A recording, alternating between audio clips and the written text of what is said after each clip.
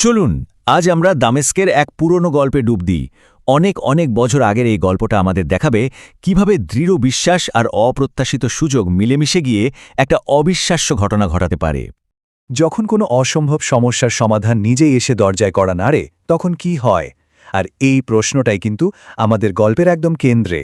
গল্পটা এমন একটা পরিস্থিতি নিয়ে যা দেখলে মনে হবে সব আশা শেষ, কিন্তু তারপরে ঘটতে থাকে একের পর এক অবাক করা ঘটনা। বেশ, চলুন শুরু করা যাক।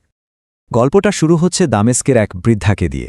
তিনি এতটাই কঠিন এক সমস্যার মধ্যে ছিলেন যেখান থেকে বের হওয়ার কোনো রাস্তাই যেন তার সামনে খোলা ছিল না। মানে তার বাস্তব পরিস্থিতি আর তার একমাত্র আশার মধ্যে ফারাকটা ছিল আকাশ পাতাল।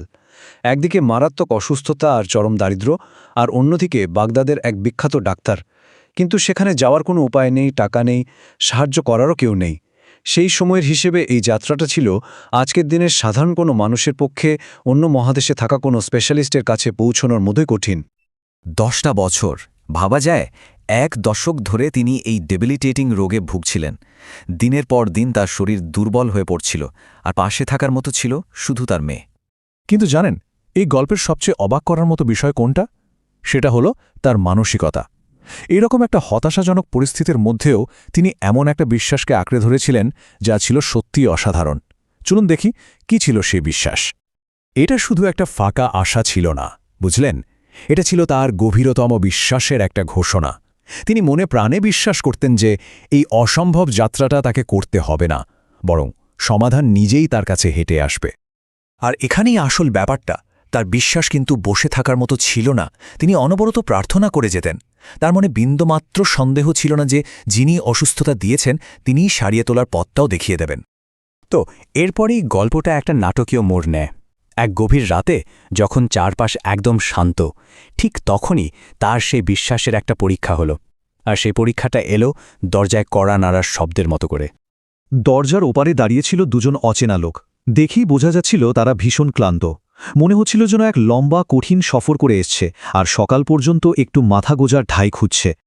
প্রথমে তিনি একটু দ্বিধায় পড়েছিলেন, কারণ মেয়েকে নিয়ে একা থাকেন।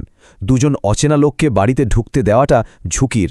কিন্তু যখন তিনি তাদের ক্লান্ত বিধ্বস্ত চেহারাটা দেখলেন তখন তার ভেতরের মাতৃসত্তা জেগে উঠল।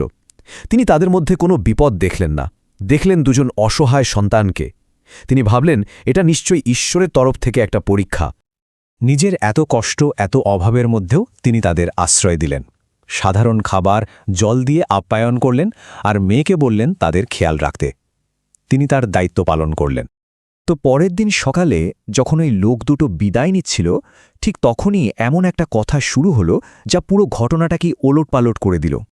কথার ছলে বৃদ্ধা তার নিজের গল্পটা বললেন। তার অনেক দিনের অসুস্থতা, বাগদাদ যাওয়ার অক্ষমতার কথা সব বললেন।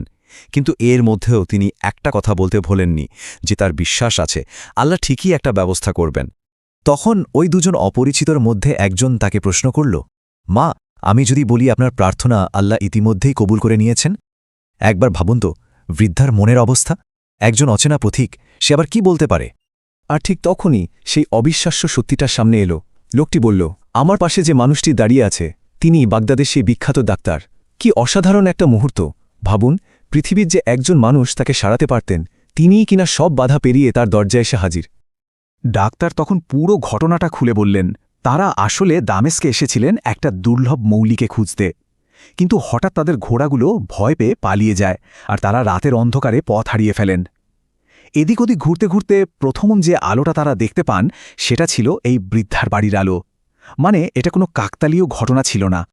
তাহলে চলুন এবার দেখি ওই একটা মুহূর্ত, ওই একটা সত্যি প্রকাশ হওয়ার পর কি কি ঘটল, কারণ যা ঘটেছিল তা ছিল তার প্রার্থনার চেয়েও অনেক বেশি কিছু। ডাক্তার কথা দিলেন যে তিনি বিনামূল্যে তার চিকিৎসা করবেন এবং ওষুধপত্র নিয়ে তার ছেলেকে পাঠাবেন। কিছুদিন পর ডাক্তারের ছেলে ওষুধ নিয়ে এলো। সে বৃদ্ধার মেয়ের চরিত্র আর সেবা দেখে এতটাই মুগ্ধ হল যে তাকে বিয়ে করল। শুধু যে বৃদ্ধা তার 10 বছরের অসুস্থতা থেকে পুরোপুরি সেরে উঠলেন তাই নয়, তিনি তার মেয়ের সাথে বাগদাদে গিয়ে বাকি জীবনটা আরামে কাটালেন। আর এখানেই গল্পের সবচেয়ে বড় শিক্ষাটা লুকিয়ে আছে। তার সামান্য একটা দয়ার কাজ, দুজন অচেনা মানুষকে আশ্রয় দেওয়া, তার জন্য এমন সব পুরস্কারের দরজা খুলে দিল যা তিনি কখনো কল্পনাও করেননি। বিশ্বাস ডাক্তারকে তার দরজা পর্যন্ত এনেছিল ঠিকই, কিন্তু দরজাটা খুলে দিয়েছিল তার দয়া। তাহলে এই পুরো অসাধারণ গল্পটা থেকে আমরা ঠিক কী শিখতে পারি?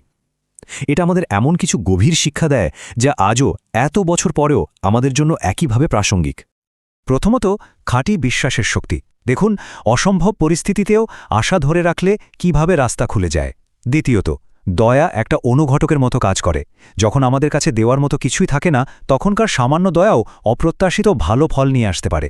আর কখনো কখনো আমাদের বড় সমস্যার সমাধানগুলো আসে অচেনা কোনো রূপে, যেমনটা এসেছিল সাহায্যপ্রার্থী পথিকের বেশে। সবশেষে অন্যের সেবা, বিশেষ করে বাবা মায়ের সেবা করলে তার ফল বহুগুণে ফিরে আসে। শেষ করার আগে একটা প্রশ্ন রেখে যাই, আমাদের নিজেদের জীবনেও কি এমন অনেক মিরাকল অপেক্ষা করে আছে যা হয়তো সামান্য একটু দয়া বা সহানুভূতির ওপারেই দাঁড়িয়ে? এটা সত্যিই ভাবার মতো একটা বিষয়।